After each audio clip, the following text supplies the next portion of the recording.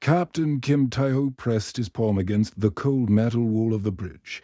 The UES Thunderstrike hummed with power beneath his feet.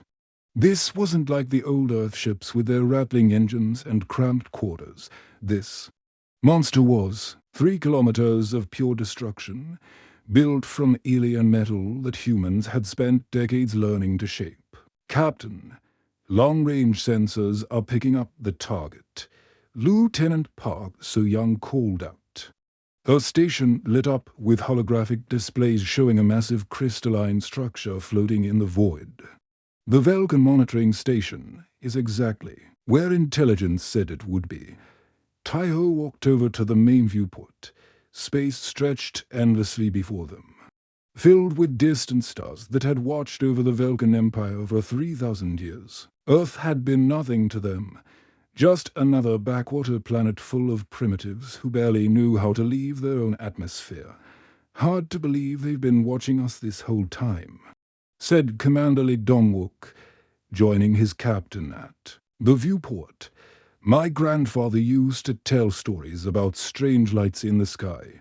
Turns out he was right. The first officer was a veteran of the Mars colonies, one of the few humans who had actually seen alien technology up close before the secret project began, 3 years ago.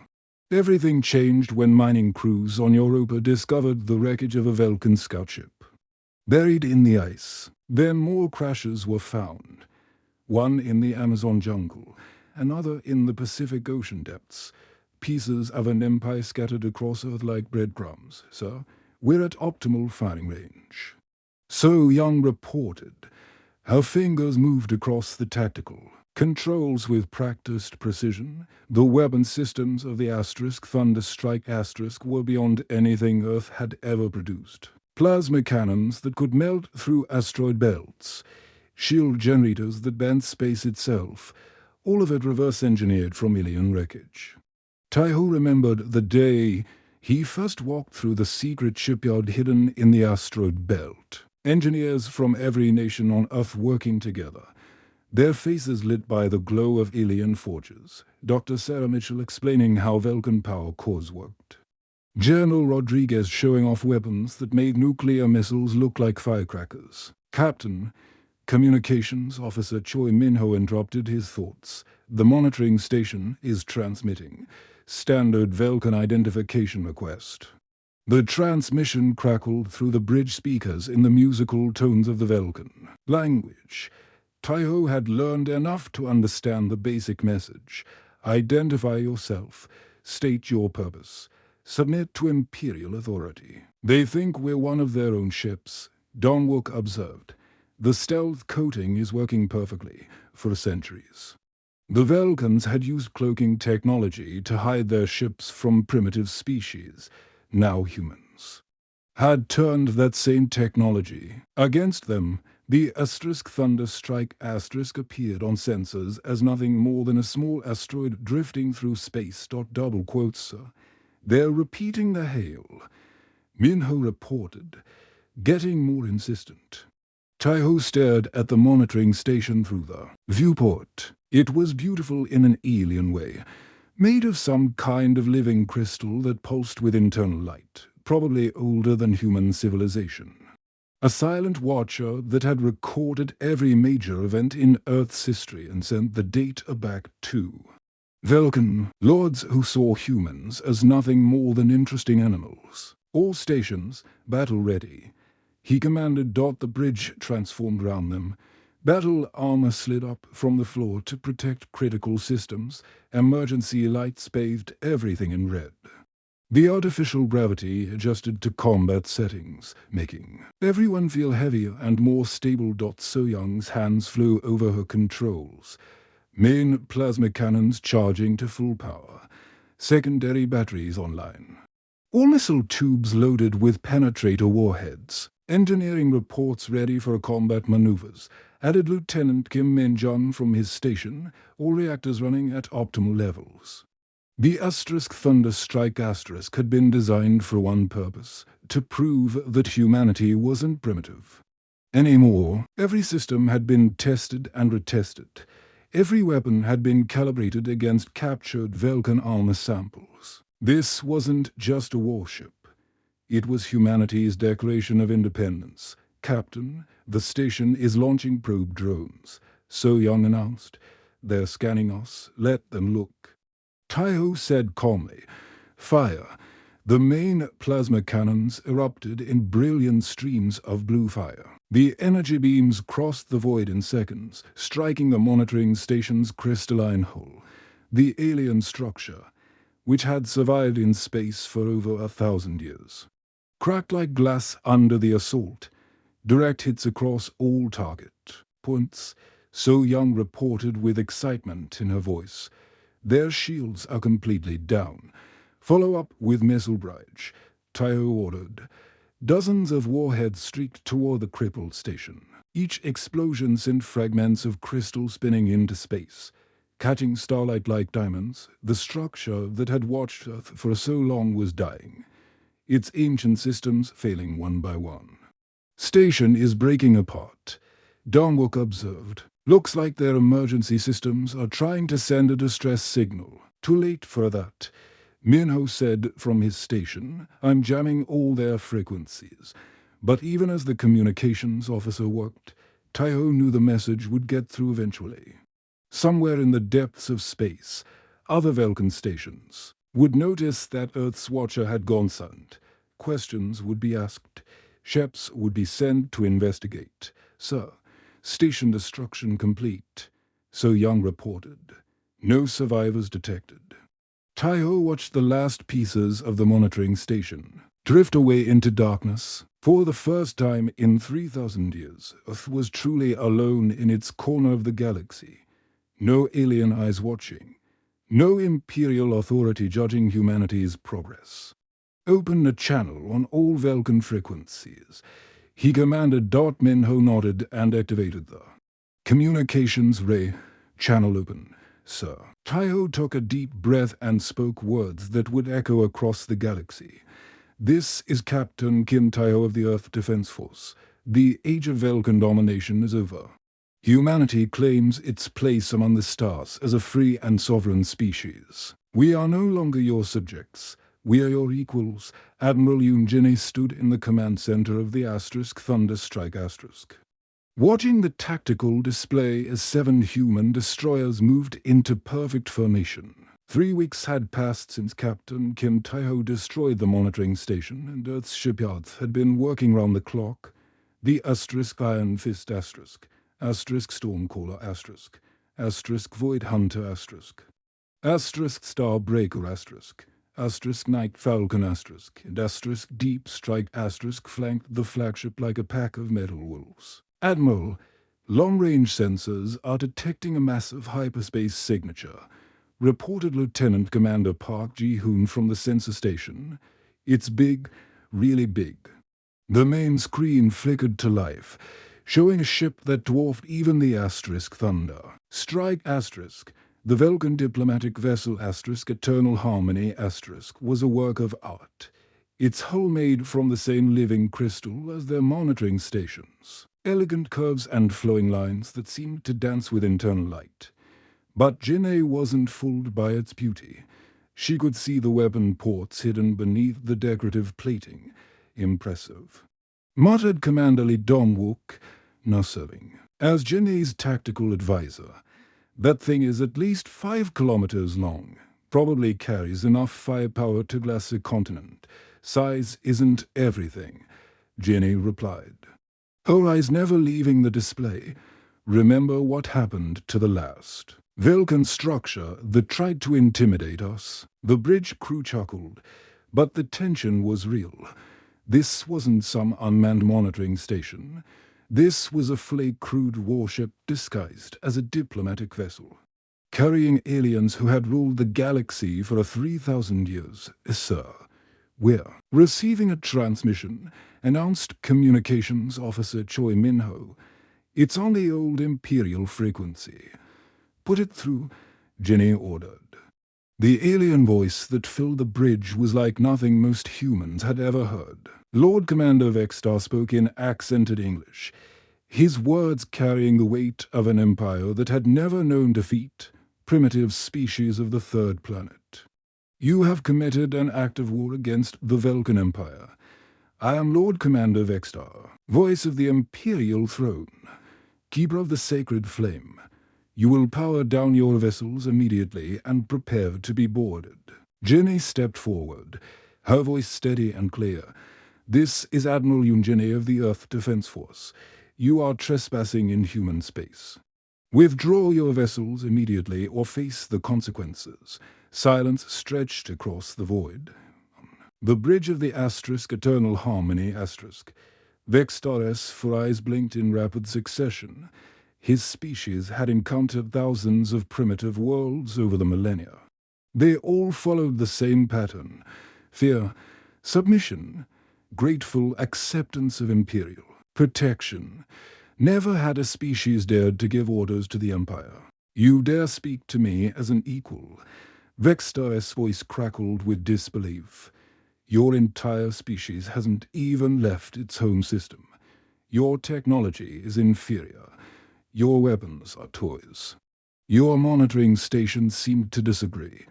Jenny replied. Coldly, the Vulcan commander's breathing became rapid and shallow. His people had built their empire on the belief that they were genetically superior to all other species. The idea that primitives could challenge them was like suggesting that insects could fly to the stars. Impossible. He hissed, "Show me your fleet composition. Prove you have the strength to back up your words." Jenny nodded to her communications officer. The main screen shifted to show the human formation from the Vulcan perspective. 7 destroyers, ranged in a perfect attack pattern, their hulls gleaming with weapons that shouldn't exist. "Those are our designs," Vextar whispered. "How did you obtain Imperial technology?" "Let's just say your ancestors weren't very careful pilots," Jenny answered. "We found the pieces. We put them back together. We made them better, Lieutenant." Colonel Han Sujin's voice crackled over the comm from the asterisk Iron Fist asterisk. "Admiral, the Vulcan escort ships are powering up weapons. Should we respond?" "Hold position," Jenny ordered. "Let them make the first move on the asterisk eternal harmony asterisk." Vextar was having trouble accepting what he was seeing. The human ships were clearly built from Vulcan technology, but their design was all wrong. Instead of the flowing curves that marked Imperial vessels, these destroyers were angular and aggressive. They looked like they were built for one purpose: war. "You stole our technology," he accused. "Imperial law demands justice for this crime. Your law doesn't apply to us." Jenny replied. "We never agreed to join your empire. We never asked for your protection, and we certainly never gave you permission to spy on us for 3,000 years. Vextar's pride finally overcame his caution. "Captain Zorvek, deploy the escort fleet. Disable their weapon systems, but leave their life support intact. We'll need prisoners for interrogation." 3 Vulcan cruisers broke formation, their elegant hulls bristling with energy weapons. They moved like dancers, their advanced engines allowing them to perform maneuvers that would tear apart lesser ships. Streams of crimson energy lanced across space toward the human fleet. "All ships, evasive maneuvers," Jenny commanded. "Return fire at will." The human destroyers scattered like startled birds, their movements rough but effective. The Vulcan energy beams missed their targets by hundreds of meters before the aliens could adjust their aim. The human ships fired back. Blue plasma bolts erupted from the destroyer's main guns. The Vulcans watched in horror as their shields, which had never failed against primitive weapons, collapsed under the human assault. One cruiser lost its entire port side to a direct hit. Another spun out of control, its engines trailing fire. 2 targets disabled, Sujin reported from the asterisk Iron Fist asterisk. "Third target is attempting to withdraw. Let it go." Jenny ordered. "I want survivors to tell the story." Vexstar stared at his tactical display in complete shock. 3 of his finest cruisers had been defeated in less than 30 seconds. The human weapons had cut through Vulcan shields like they didn't exist. How? He whispered. Those shields have protected our ships for 1,000 years. Technology moves forward, Janae replied, her voice carrying across the comm channel. Your empire got comfortable. You stopped innovating. You forgot that someone else might be watching and learning. The Vulcan commander's world was crumbling on him. Everything he had been taught about imperial superiority was being proven wrong by a species that had barely learned to split the atom when his people first found their world. This is impossible. He repeated, your species is primitive. You lack the genetic advantages that make us superior. Maybe that's exactly why we won, Jenny suggested. You've been ruling the galaxy for so long. You forgot how to fight. We've been fighting each other for our entire history. War is what we do best. The remaining Vulcan cruiser limped back to the Eternal Harmony *. It's hull-scarred by human weapons. Vexstar found himself in a position no Imperial commander had faced in millennia. He was outgunned and outmatched by a supposedly inferior species. What do you want? He asked. His voice barely above a whisper. Recognition. Jenny replied. Respect.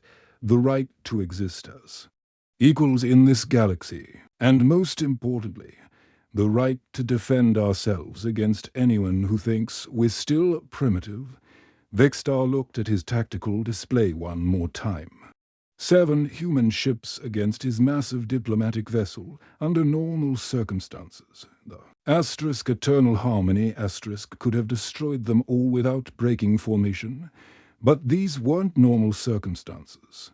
These humans had weapons that could penetrate Imperial shields and the tactical skill to use them. Effectively, this will not stand, he said finally. The Empire will not tolerate this insult. Then the Empire will learn the same lesson your cruisers just learned. Jenny replied calmly. We are not afraid of you anymore. The Eternal Harmony began to turn away from the human fleet, its massive bulk moving slowly through space. Vexstar had come to Earth expecting to discipline a primitive species instead. He was retreating in defeat, carrying news that would shake the foundations of the Vulcan Empire. Safe travels, Lord Commander. Janae called out as the alien ship prepared to jump to hyperspace. And remember to tell your Emperor that Earth sends its regards. Captain Kang Haijin gripped the control yoke of her destroyer Stormbreaker as she navigated through what used to be the asteroid belt 6 months ago. This had been nothing but floating mocks and ice. Now it was the largest shipyard in human history. Massive construction platforms stretched as far as the eye could see, each one crawling with robotic workers building humanity's war fleet. Captain, we've got 37 new destroyers coming online today, reported Lieutenant Park Seojun from the engineering station. The automated factories are working faster than we ever imagined. Haijin nodded, watching a kilometer-long battleship taking shape on the nearest platform. Human engineers had learned to think big.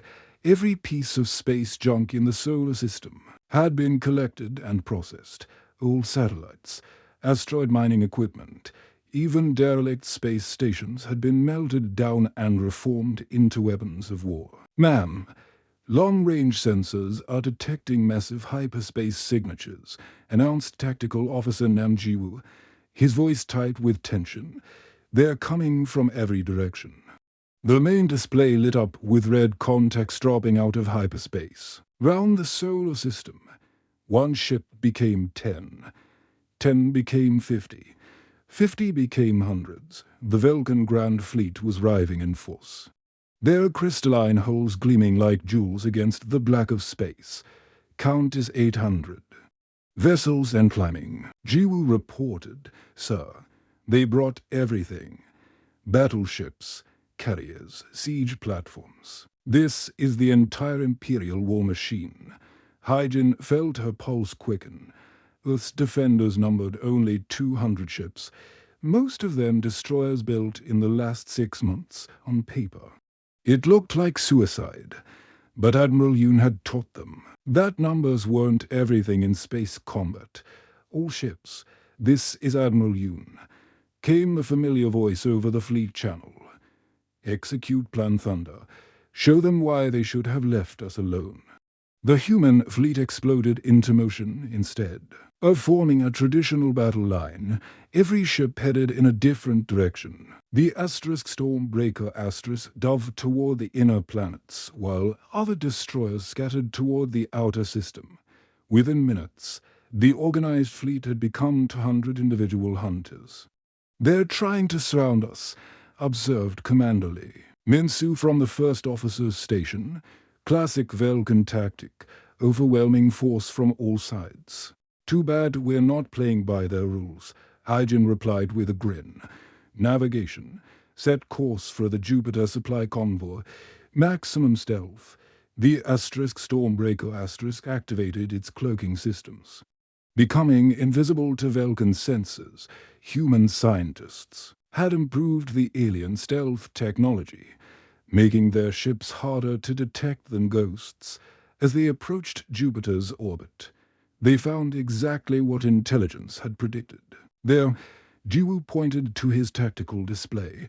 15 cargo ships escorted by 3 cruisers. Looks like they're carrying fuel and ammunition for the main fleet. Major Song Woo-jin's voice crackled over the comm from his squadron of destroyers. Hidden in Jupiter's shadow, Stormbreaker. "This is Hammer Squadron. We're in position and ready to party. Remember the plan." Hygiene transmitted to all ships. Hit their logistics first. "No supplies. No fight. All ships.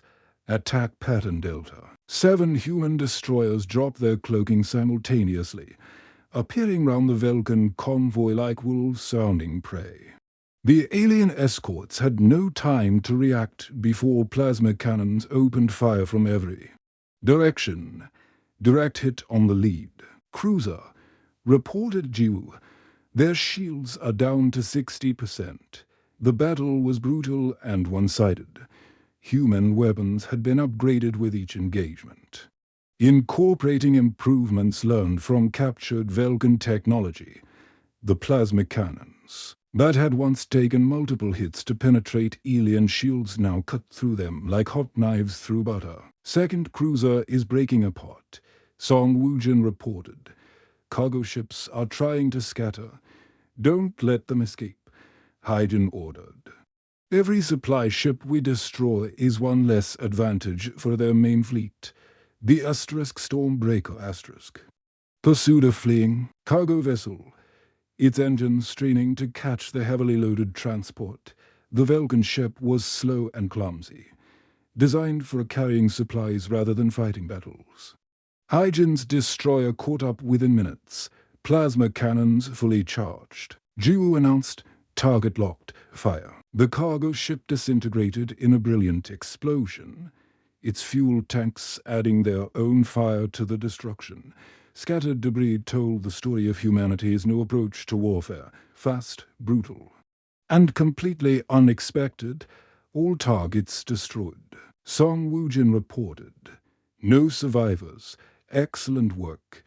Major, return to base and rearm. We've got more hunting to do." As the human squadron disappeared back into the void, similar battles were happening across the solar system.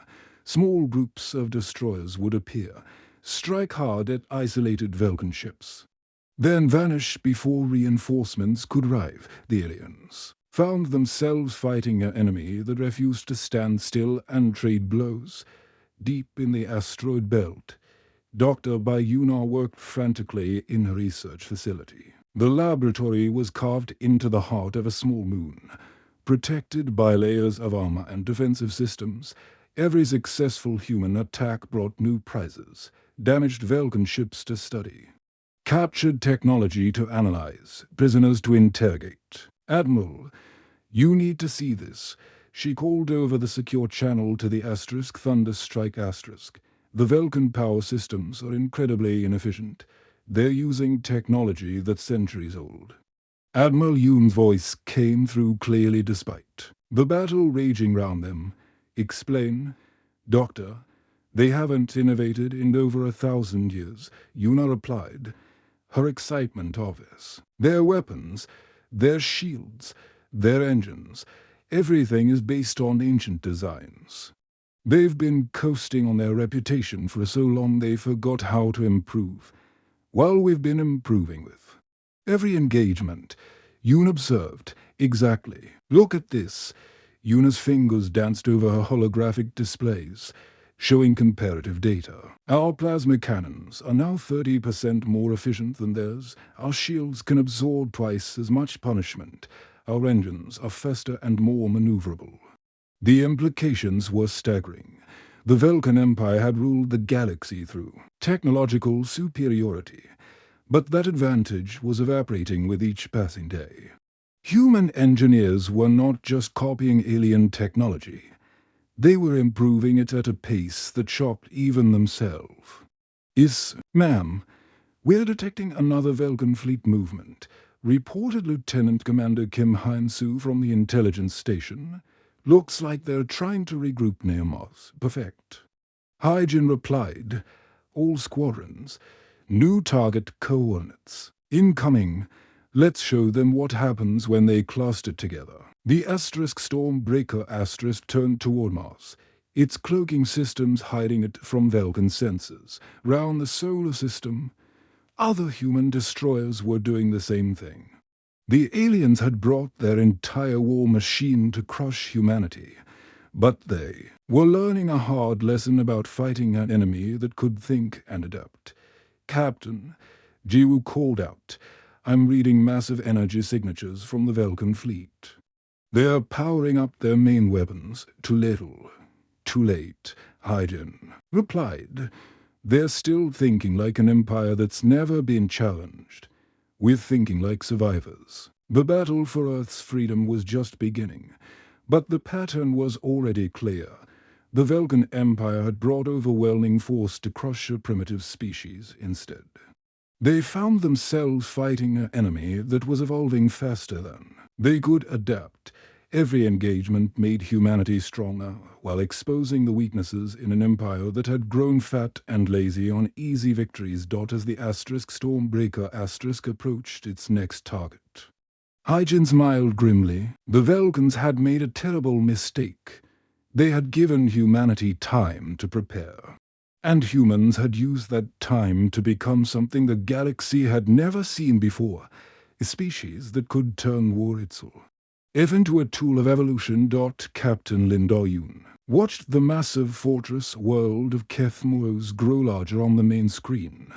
18 months of constant warfare had led to this moment. The Earth's Vengeance was humanity's newest weapon. A super destroyer twice the size of the original Thunderstrike bristling with weapons that could crack moons in half. Captain, we're detecting over 300 defense platforms round the planet, reported Commander Park Jun-ho from the tactical station. This is their primary shipyard. They're not going to let us waltz in. Do-yoon nodded grimly. Kethmoros was the crown jewel of the Vulcan Empire's military production. For 2,000 years, this world had built the ships that conquered the galaxy. Breaking it would be like cutting the heart out of their war machine. All squadrons, this is Vengeance Leader. She announced over the fleet channel. Remember, we are not here to destroy everything. We need those shipyards intact. Intelligence says they're building something big in there. The human attack fleet consisted of 40 destroyers, all veterans of the grinding warfare that had consumed the solar system. They moved in perfect formation, their cloaking systems making them nearly invisible against the star field. Lieutenant Shin Boha, the ship's tactical officer, watched her displays with intense concentration. Captain, I'm reading massive energy signatures from the planet's surface. They've got ground-based weapons that could reach us in orbit. Then we don't give them the chance to use them. Da-Yun replied, "All ships, diving attack pattern, hit them fast and hard." The human fleet dropped like stones toward the planet's surface, their engines pushing them to maximum speed.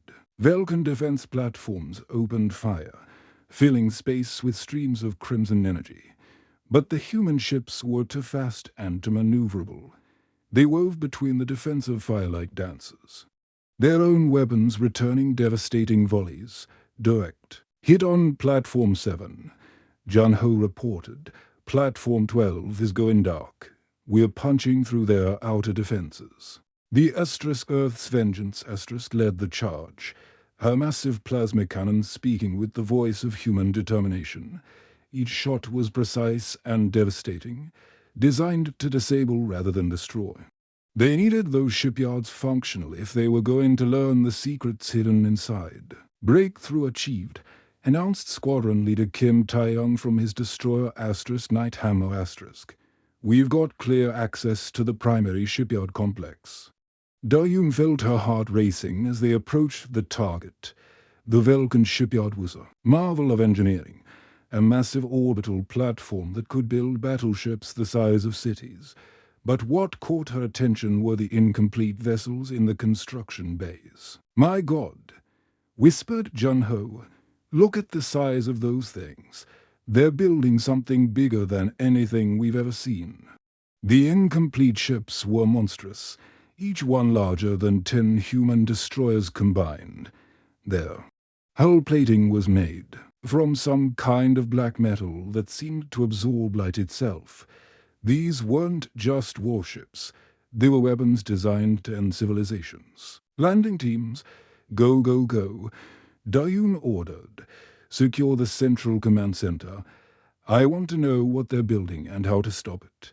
Human Marines in powered armor streamed from the destroyers, their drop pods punching through the shipyards. Hull like bullets, the Vulcan defenders fought bravely, but they were outnumbered and outgunned. Within an hour, the facility was in human hands. "Captain, you need to see this," came the voice of Dr. Jeon Min-se over the comm. The fleet's chief scientist had been among the first wave of boarders, eager to get her hands on Vulcan technology. Da-Yun made her way to the shipyard's central archive, a massive chamber filled with holographic displays and data storage crystals. What she found there changed everything she thought she knew about the war. "These aren't Vulcan designs," Minseo said, her voice shaking with excitement. "Look at this construction data. The mathematical principles, the engineering techniques. This is way beyond anything the Vulcans have ever shown us." The holographic displays showed technical specifications for ships that defied understanding. Engines that could fold space itself, weapons that could ignite stars, defensive systems that could phase matter out of existence. "Where did they get this technology?" Da-Yun asked. "From the architects," Minseo replied, pulling up another set of data files.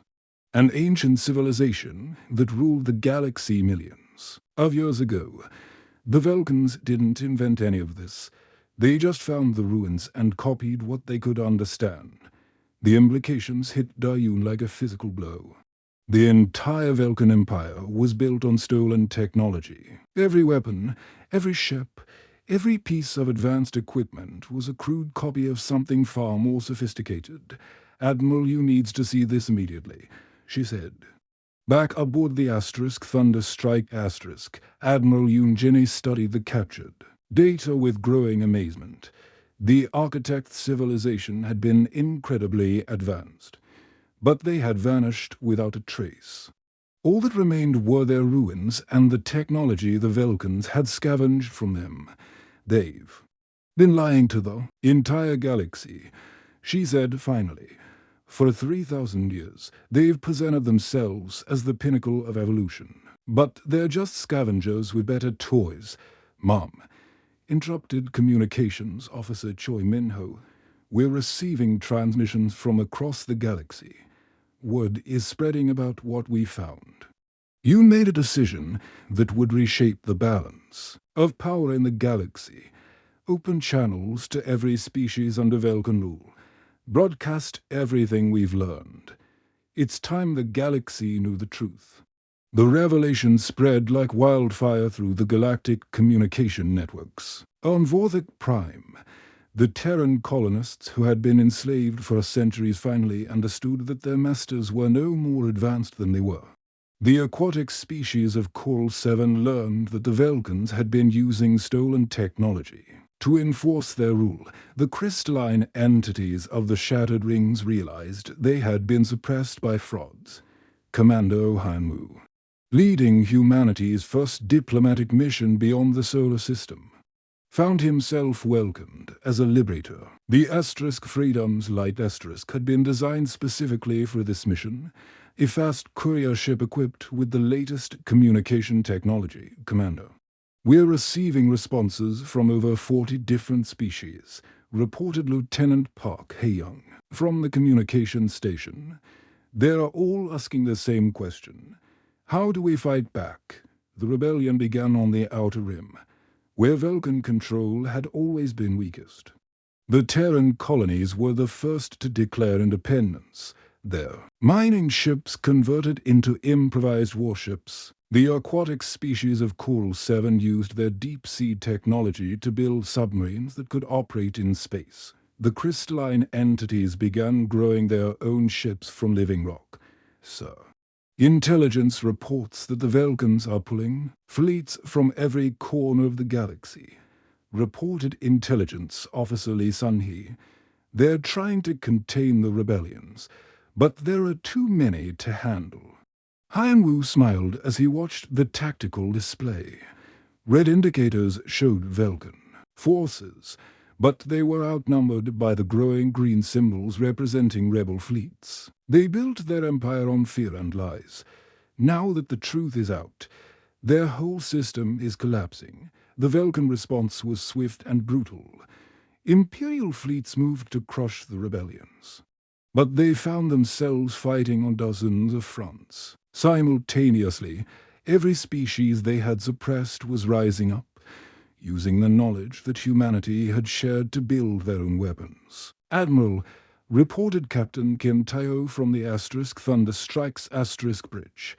We're receiving a transmission from Vorthik Prime. The Terran rebels are asking for technical assistance. Send them everything we have. Yoon replied without hesitation. Weapon designs, shield technology, tactical manuals. If they're going to fight for their freedom, they deserve the best tools we can give them. The war was no longer just about humanity's survival. It had become a galactic revolution, with Earth as the spark that ignited the flames of freedom across the stars. The Vulcan Empire, built on 3 millennia of lies and stolen technology, was facing its greatest challenge on the bridge of the Asterisk Earth's Vengeance Asterisk. Captain Lim Da-yoon watched the tactical display as rebel fleets engaged Vulcan forces. Across the galaxy, each battle was a victory for the truth, proving that the supposedly superior empire was nothing more than a house of cards built on ancient foundations. Captain, announced Jun-ho, we're receiving a priority transmission from the Coral 7 fleet. They've captured a Vulcan research facility and found more architect technology. They're willing to share it with the Alliance. Da-yoon felt a surge of hope. The galaxy was changing. Species that had been enemies for centuries were working together, united by the knowledge that they had all been deceived. The Vulcan Empire had created its own downfall by suppressing the very diversity that could have made the galaxy stronger. Send our congratulations to the Coral 7 fleet, she replied, and let them know that humanity stands ready to help in any way we can. The tipping point had been reached. The war was no longer about human survival. It was about the future of the entire galaxy. Admiral Yoon Jin stood on the bridge of the Asterisk Thunder Strike Asterisk, watching the most incredible fleet in galactic history assemble round her flagship. 2 years of war had led to this moment, the final assault on Velta Prime, the ancient heart of the Vulcan Empire. Admiral, final ship count is coming in, reported Captain Kim Tae-ho. who had been promoted to serve as her second-in-command. "We have 437 vessels from 16 different species, the largest liberation fleet in recorded history." Ginny nodded, her eyes taking in the magnificent sight. Human destroyers flew alongside Terran mining ships converted into cruisers. The aquatic depths had brought their submarine vessels, modified, with space engines and armed with devastating torpedo systems. Most beautiful of all were the crystalline ships from the Shattered Rings, living vessels that sang hunting melodies as they moved through space. "Communications, open a channel. To all fleet commanders," she ordered. The bridge filled with voices speaking in dozens of different languages. Species that had been enemies for centuries were now working together, united by a common cause. The Velkan Empire had spent 3,000 years keeping them divided. Now, they were stronger together than any empire could ever be. "This is Admiral Yoon to all ships," she announced. "Today, we don't fight for conquest or revenge. We fight for freedom, for the right of every species to determine their own destiny, for a galaxy where no one will ever again be called primitive." The response was immediate. Battle cries in alien languages mixed with human cheers, energy weapons powered up across the fleet, creating a light show that could be seen from orbit. "Enemy fleet detected," announced Lieutenant Commander Park Ji-hoon from the sensor station. 200 capital ships in defensive formation around the planet. They're not running. Ginny studied the tactical display. The Velkan home fleet was impressive. Massive battleships that had conquered worlds, carriers packed with fighter craft, siege platforms designed to crack planetary shields. But they were fighting to preserve a lie. The coalition fleet was fighting for truth. "All squadrons, execute attack pattern Omega," she commanded. "Show them what unity looks like." The coalition fleet spread out like a vast net, approaching Velteron Prime from every direction. The Velkan defenders tried to concentrate their fire, but there were too many targets moving too fast. Captain Lim Do-yoon's voice crackled over the comm from the asterisk, "Earth's vengeance asterisk. First wave going in." For every world they kept in chains. The super destroyer dove toward the planet's north pole, followed by a mixed squadron of human and Terran vessels. Their combined firepower smashed through the outer defense grid like a hammer through glass. Major Song Woo-jin led his squadron in from the south, his ships weaving between the massive Velkan battleships, for every species they called primitive. He shouted as his destroyers unleashed everything they had. The battle was unlike anything the galaxy had ever seen. Instead of the formal, ritualized combat that had defined warfare for millennia, this was chaos and creativity. Human ships used hit-and-run tactics while Terran vessels fought like berserkers. The depths launched torpedoes that moved like living things, and the crystalline ships sang death songs that somehow disrupted Velkan electronics. "Admiral, the enemy is trying to form a defensive wall round their command citadel," reported Taiho. "Looks like they're pulling everything back to protect their leadership." Ginny smiled grimly. The Velkans were still thinking like an empire. Protect the center, maintain the hierarchy. They couldn't understand that the coalition fleet had no single point of failure because every ship, every species, was fighting for their own reasons. "All ships, converge on the citadel," she ordered. Time to end this. The command citadel was a monument to Velkan arrogance, a crystalline palace floating in space. Larger than most cities, for 3,000 years, it had been the center of galactic government. Today, it would become a symbol of liberation. Colonel Han Soo-jin's destroyer Iron Will had taken heavy damage, her hull scarred by energy beams and her engines trailing smoke.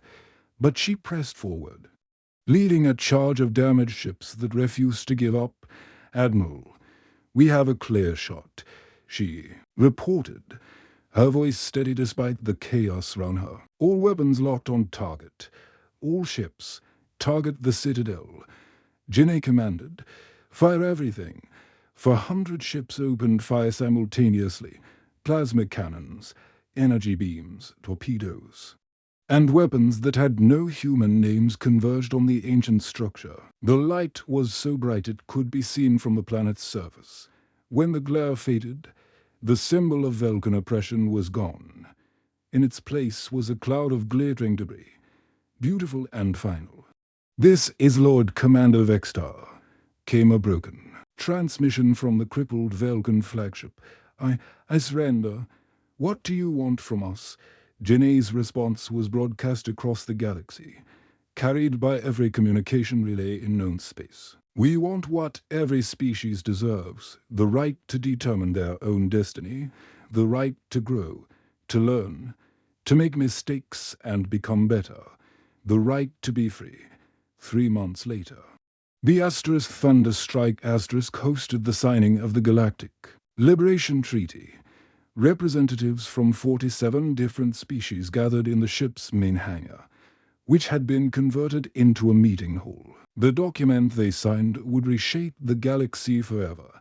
Admiral Kim Tai-ho, recently promoted to command his own fleet, stood on the observation deck watching the ceremony. Beside him was Dr. Bayuna, whose research into architect technology had made their victory possible. "Think it will actually work?" she asked, watching as alien diplomats shook hands, tentacles, and various other appendages, a galaxy without empires. Tai-ho pointed to the children's section of the station, where young beings from dozens of species played together. A human child was teaching a crystalline youngling to throw a ball, while a depths child showed them both how to swim in the zero-gravity pool. "Look at them," he said. "They don't see enemies or allies. They just see friends. That's the future we're building through the viewport." They could see the patrol fleets of the new Free Worlds Alliance. Human destroyers flew alongside former Vulcan cruisers whose crews had chosen freedom over empire. Terran mining ships worked with depth submarines to build new space stations. The crystalline entities grew living platforms where species could meet and trade. The Thunderstrike itself had become a symbol of the New Age. Battle-scarred but proud, the old destroyer continued its patrol among the stars. Her crew was now mixed, humans working alongside former enemies who had become friends. Her weapons were still ready to fight, but now they protected freedom instead of conquest. Signal from the patrol fleet announced Communications Officer Choi Min-ho. All sectors report peaceful. No signs of Imperial activity. Janae nodded from her command chair. The war was over, but the real work was just beginning. Building a galaxy based on cooperation instead of domination would be harder than any battle they had fought. Helm set course for the Outer Rim. She ordered, "Let's check on our newest members." The Thunderstrike turned toward the stars, carrying with her the hopes and dreams of an entire galaxy. Behind her, on stations and worlds throughout known space, children of every species were learning that being different didn't mean being inferior. They were learning that diversity was strength, that cooperation was more powerful than conquest. The Age of Empires was over. The Age of Freedom had begun, and at its heart was a simple truth that humanity had proven in blood and fire. No species, anywhere in the galaxy, would ever again be called primitive. The end